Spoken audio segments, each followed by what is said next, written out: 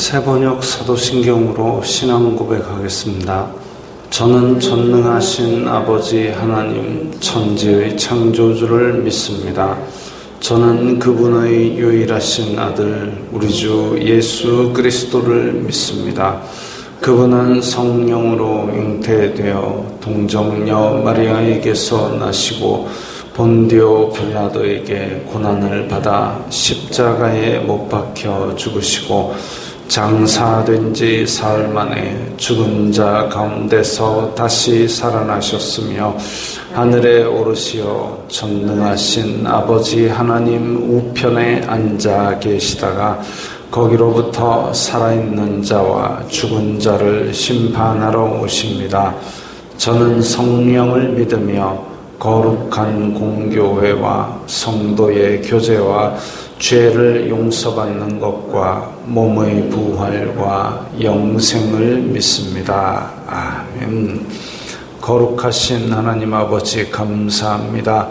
간밤에도 편히 쉬게 해주시고 새벽에 기도하는 자리에 불러주시니 감사합니다. 이 시간 저희들 마음 중심으로 주님을 경외하게 하여 주시옵소서. 예수님 이름으로 기도드리옵나이다. 아멘. 찬송가 20장 하겠습니다.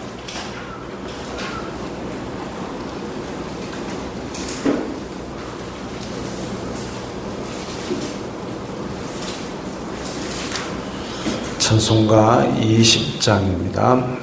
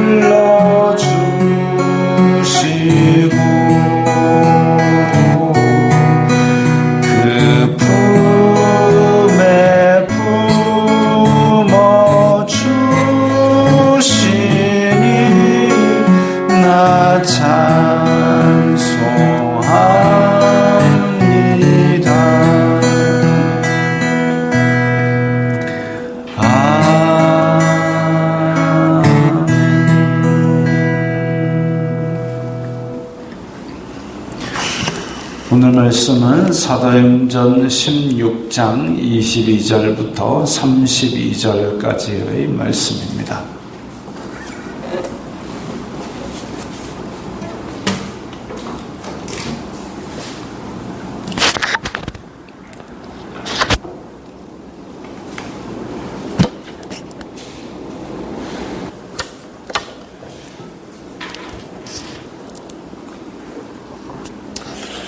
사도행전 16장 22절부터 32절까지의 말씀 함께 읽겠습니다. 무리가 일제히 일어나 고발하니 상관들이 옷을 찢어 벗기고 매로 치라 하여 많이 친 후에 옥에 가두고 간수에게 명하여 든든히 지키라 하니 그가 이러한 명령을 받아 그들을 깊은 옥에 가두고 그 발을 착고에 든든히 채웠더니 한밤중에 바울과 실라가 기도하고 하나님을 찬송하며 죄수들이 듣더라. 이에 갑자기 큰 지진이 나서 옥터가 움직이고 문이 곧 다 열리며 모든 사람의 매인 것이 다 벗어진지라.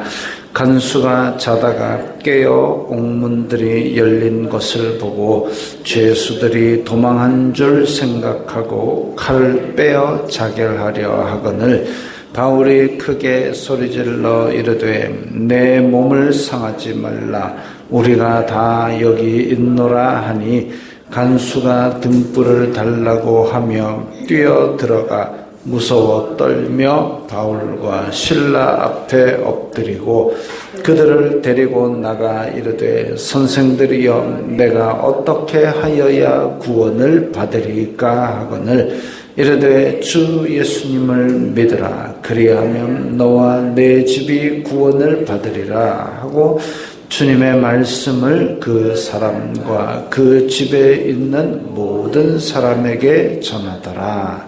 아멘.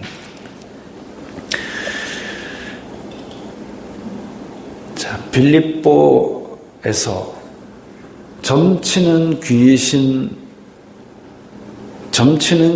들린 여종, 그 여종에게 빨대 꽂아가지고 그 인생이 황폐화되는데 그것으로 이익을 보던 사람들이 이제 귀신이 쫓겨나니까 점을 안 치게 되고 그러니까 이 주인들이 이익이 끊어졌다고 바울에게 이제 화를 내고 무리를 선동해서 그 무리가 일제히 일어나서 고발을 합니다. 그런데 이 상관들, 로마 관리가 옷을 찢어 벗기고 매로 치라 라고 하는데 아무리 무리가 일제히 일어났다 하더라도 지금 이제 이 무리는 이간질을 했습니다. 그리고 거짓으로 뒤집어 씌웠죠. 유대인이 우리가 받지 못할 풍습을 전한다 그랬는데 그럼 자기네들이 하는 거는 귀신 들린 여종으로 점쳐가지고 그거 돈 뽑아 쓰는 거는 그거는 로마 사람들이 받을 만한 풍습이고 이 바울이 전하는 구원받는 도는 로마 사람들이 받기 어려운 것이냐? 그거 아니지 않습니까? 자기네들이 하는 짓이 오히려 여종, 귀신 들린 여종이 그렇게 인생이 망가지는데도 불구하고 그걸로 점치게 해서 다른 사람들을 미혹하고 자기네들은 그 돈으로 또 뽑아 쓰고 이렇게 하는 것이 오히려 인간적으로 하지 못할 짓인데 근데 자기네들의 잘못한 거는 생각하지도 아니하고 이익이 끊어졌다고 바울을 이 사람 유대인인데 우리가 받지 못할 도를 전한다 이래가지고 고발을 한 거죠. 로마 이 관리들이 바울 일행을 옷을 찢어 벗기고 매로 치라. 자, 이거는 유대인이라는 전제 하에서 한 겁니다. 그때 당시 2000년 전의 당시에는 식민지 백성의 인권이라는 거는 그건 뭐 거의 없다고 보시면 됩니다. 종보다도 못한 게 식민지 사람인데 지금 이 빌립보까지 와서 유대인이다 이러면 뭐 거의 이거는 길 가다 맞아 죽어도 어디 하소연할 데가 없는 겁니다.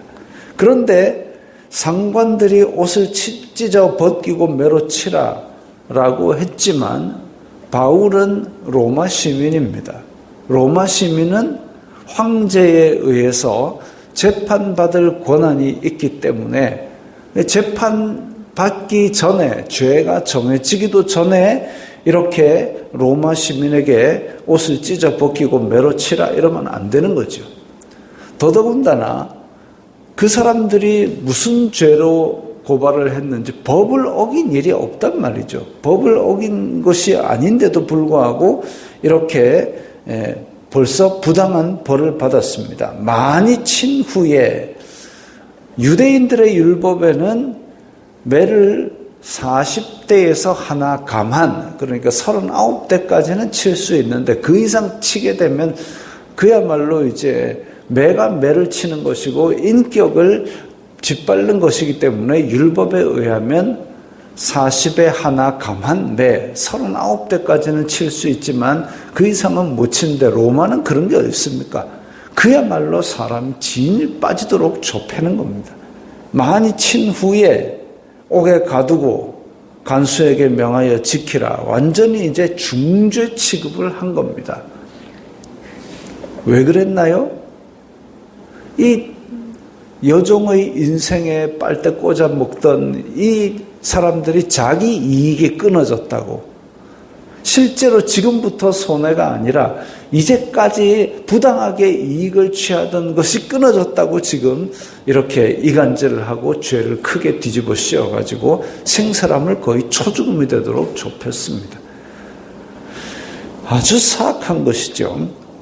자, 그래서 가두어 놨습니다. 그 발을 착고에 든든히 채웠더라. 이건 얻어맞아가지고 진이 다 빠졌는데도 이 사람이 누워서 편히 쉴 수도 없습니다. 착고에 든든히 채웠다. 이 나무 판때기에 구멍 뚫어가지고 그렇게 다리를 고정을 시켜놓으면 어디 이거는 감옥이 무너져도 도망갈 수도 없고 누워도 편히 쉴 수도 없고 그 상태로 지금 만들어 놓은 겁니다. 이 착고의 형태가 여러 가지인데 뭐 손을 고정하는 수도 있고 그때는 뭐 수갑 이런 게 없었기 때문에 나무 판때기에 구멍을 이렇게 쪼개가지고 구멍 뚫어가지고 손 넣고 나무를 다시 딱 끼워가지고 그래가지고 이제 나무 판때기가 이렇게 손 두 개가 끼어져 있는 형태, 아니면 발만 그렇게 된 형태, 아니면 손발 다 끼워가지고 그렇게 잠궈 놓은 형태. 이러면 이건 뭐 누워도 딱 걸려있기 때문에 아주 불편한 상태고 잠도 제대로 못 자고 이렇게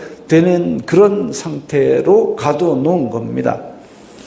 참 이렇게 억울하게 누명을 쓰고 얻어맞고 그 채찍으로 좁혔으면 등이 다 까져가지고 피가 줄줄 흐르고 진물이 흐르고 이런 상태인데 편히 쉬지도 못하고 그랬는데 이 사람들이 뭘 했느냐? 25절에 보면 한밤중에 바울과 실라가 기도하고 하나님을 찬송하매 죄수들이 듣더라. 자, 얻어맞고 한밤중입니다. 그 사람들이 아마 이제 진짜 고통이 밀려오고 있는, 피로와 고통이 밀려오고 있는 그 시간에 울거나 불평하거나 신세한탄하지 아니하고 기도하고 찬송했습니다. 이게 참 쉬운 것은 아니죠. 기도하고 찬송했다. 그래서 성도들의 입에는 이 기도와 찬송이 입에 붙도록 노력을 하고 훈련을 해야 됩니다. 평상시에 기도도 안 하고 훈련도 안 하고 그러다가 아주 어려운 일이 닥칠 때 기도가 나오겠습니까? 안 나옵니다. 찬송 나오겠습니까? 안 나옵니다. 그런데 습관적으로 기도하고 습관적으로 찬송하는 훈련을 하게 되면 이제 어떤 일이 있더라도 어려운 일이 있건 기쁜 일이 있건 입에서 기도하고 찬송이 나오는 거지요. 하나님을 높이고 감사하고 주께 감사하세 그는 선하시고 인자하심이 영원함이로다. 내가 아픈데 내가 고달픈데 내가 힘든데 주님은 선하시다. 그 얘기 나와야 됩니다. 성도의 입에서는. 그리고 하나님께 기도해야 됩니다. 힘들면은 그때 기도하는 거죠. 딴 데 가서 어디 가서 하소연하고 딴 데 가서 아이고 내가 힘들어가지고 그런 얘기하지 말고 일단 하나님께 제일 먼저 제가 힘듭니다. 하나님 이런 일 때문에 힘듭니다. 하나님께 그렇게 얘기를 해야 됩니다. 근데 이 사람들이 바울과 실라가 아이고 하나님 힘듭니다. 아파 죽겠습니다. 그 얘기 했을 것 같지는 않습니다. 아픈 건 아픈 거고 예수님의 이름으로 고난을 받게 하시니 감사합니다. 사도행전 앞부분에 나왔던 사도들의 반응이 그거였습니다. 예수님의 이름으로 고난 받는 데에 합당한 사람으로 여겨주시니 감사합니다. 바울도 그랬을 겁니다. 제가 무엇이 관대 하나님께서 저를 이렇게 사도로 불러주시고 복음 전하는 일에 사용하시고 예수님의 이름으로 고난까지 받게 하십니까? 감사합니다. 그랬을 겁니다. 쭉 나왔던 사도행전의 기조가 그렇고 그리고 로마서부터 이 바울 서신들 내용이 다 그렇습니다. 나는 죄인 중에 괴수라. 그런데 복음으로 사용하여 주시니 오직 감사하고 생명도 아끼지 않고 표대를 향하여 달려가노라. 그거 기도했겠죠. 자, 그렇게 기도하고 하나님을 찬송하며 그러면 이제 다른 사람이 듣기에 그러겠죠. 야, 너네 하나님이 그렇게 힘도 세다면 어째 이렇게 감옥에 갖고 얻어맞을 때 너가 하나님 어디 있었노? 그렇게 조롱하고 뭐하건 일단은 기도하고 찬송하고 그래서 다른 죄수들이 밤중에 듣도록 그렇게 했습니다.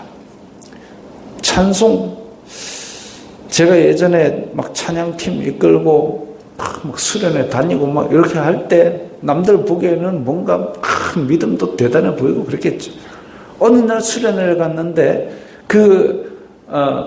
강사 목사님이 아이고 우리 아까 찬양 인도하던 아이고 선생님 그래 찬송가 1절부터 4절까지 외우는 거 뭐 있어요? 물어봐요. 머릿속에 하얘졌습니다. 물론 뭐 찾아보면 있었겠죠. 1절부터 4절까지 외우는 게 뭐가 있었을까? 제가 그때 당시에 제일 좋아하던 찬송가 그 크신 하나님의 사랑 4절이 아니라 3절까지 밖에 없습니다.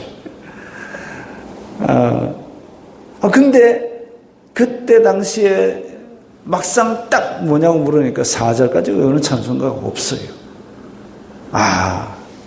반성을 크게 했습니다. 야, 이래가지고 내가 나중에 찬송가 없는 곳에 가지고 뭔 찬송을 할 수 있을까? 찬양을 인도한다고는 하지만 과연 내가 내 입에 찬양이 붙어가지고 내가 힘들고 어려울 때 과연 이 찬송으로 하나님께 영광을 돌릴 수 있을 것인가? 예전에 제 가덕도 소양보육원에 집회를 간 적이 있습니다. 거기 갔더니 막 이렇게 찬양집이 다 너덜너덜해요. 근데 막상 찬양을 시작하니까 애들 찬양집을 펴지도 않아요. 다 외웁니다. 달달달 다 외워가지고 소리 지르면서 크게 찬송을 합니다. 오히려 인도하러 간 저희들이 은혜를 받았습니다. 감동을 받았습니다. 이야, 이 아이들의 찬양이 저 찬양집이 너덜너덜해지도록 하면서 달달달 다 외우고 있구나. 외워라, 그게 문제가 아니라 입에서 찬양이 나오려면 그 찬양이 여러 번 나와야 되고 평상시에 나와야 되고 일상 중에 나와야 되고 머릿속에 들어있어야 될 거고 다 외우진 않더라도 어쨌든 계속 나와줘야 되고 1절 다르고 2절 다를 망정 어쨌든 그래서 그것이 나의 일상 속에서 항상 흘러나올 때에 하나님께서 그 모습을 기뻐하실 겁니다. 심지어는 이렇게 얻어맞고 기진맥진해서 옥에 갇혀있는 상태에서도 찬양할 때에 물론 몸은 고달프지만 하나님께서는 그래 네가 나를 진심으로 마음 중심으로 경외하는구나 기뻐하시겠죠. 고통 중에 하나님의 자녀된 사람들이 고통 중에 있는 걸 하나님께서 아이고 기분 좋다 네 아프구나 이러시겠습니까? 그 고통을 주시는 하나님의 뜻이 있을지라도 자녀가 고통 중에 있을 때 하나님은 같이 괴로워하십니다. 그럼에도 불구하고 찬양을 할 때에 그 인생이 하나님 앞에 얼마나 값지고 귀하게 여겨지겠습니까?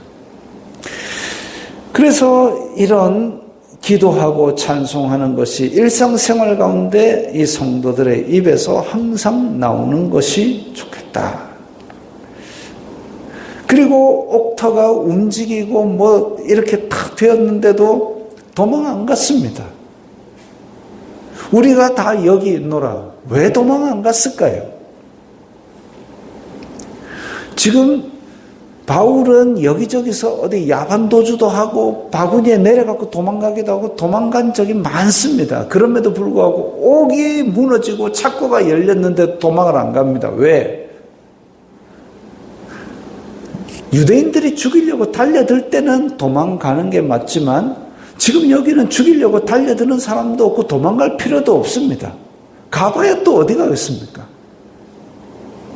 예수 그리스도께서 함께 계시는 곳이기 때문에 딴 데 가는 게 아무런 의미가 없는 겁니다.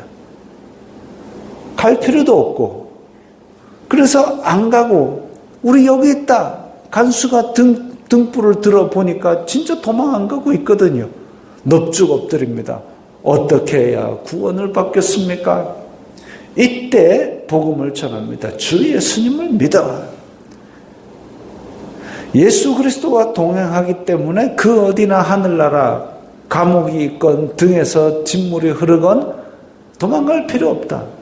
그리고 말씀을 전할 기회를 만드는 것이 바로 이 성령님의 행전이고 바울의 행적이고 그리고 우리가 가야 될 믿음의 모범입니다. 어떤 일이든지 제 동기가 학부 때 동기가 보험사에 들어갔습니다. 보험사에 들어가가지고 보험 영업을 하러 다녀요.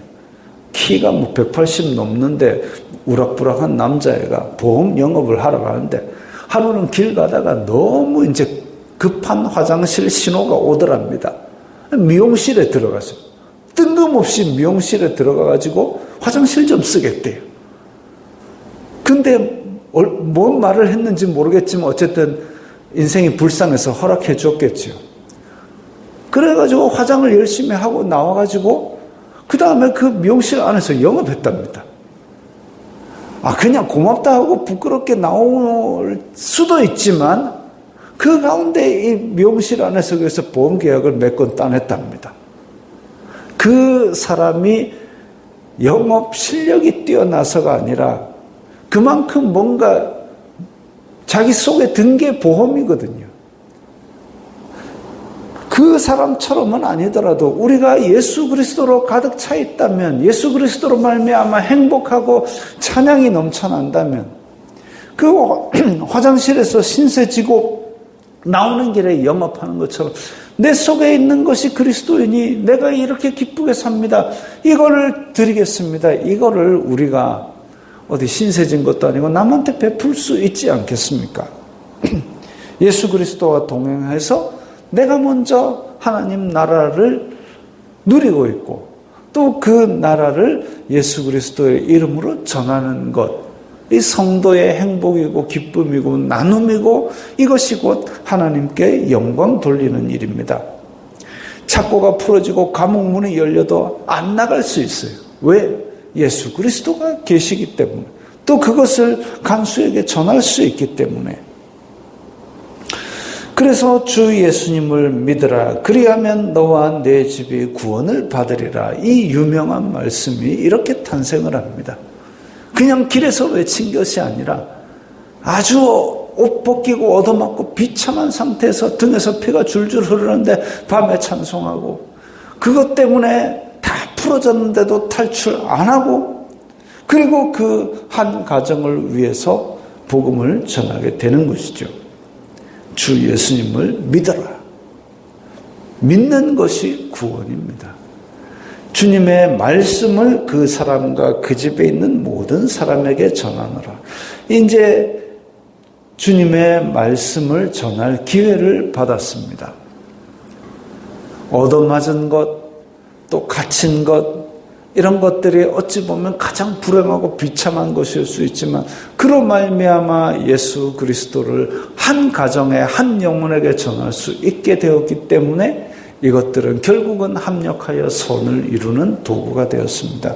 우리에게 있는 일상의 여러 가지 일들이 어쩌면 우리가 불편할 수도 있고 우리에게 상처를 줄 수도 있고 그렇지만 우리의 입술에 기도와 찬송이 끊이지 않으면 그것이 합력하여 선을 이루고 하나님께서 영광을 얻으시고 또한 우리의 주변의 사람에게 예수 그리스도로 인하여 사람 살리는 복음이 전파될 줄 믿습니다. 오늘 하루도 예수 그리스도의 이름으로 승리하시기 바랍니다. 기도하겠습니다. 거룩하신 아버지 하나님 감사합니다.